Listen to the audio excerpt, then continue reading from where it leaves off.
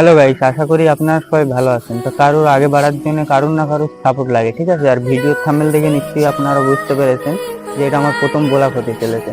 তা কারোর আগে বাড়ার জন্য সবার একটা সাপোর্ট লাগে, তা আমারও তোমাদের সাপোর্ট লাগবে গাইস। আশা করি তোমরা যদি সাপোর্ট করো, নেক্সট টাইম ভালো ভালো ভিডিও করার চেষ্টা করবো। আর এই চ্যানেলে তোমরা হেভি হেভি ভিডিও পাবে। তা সাপোর্ট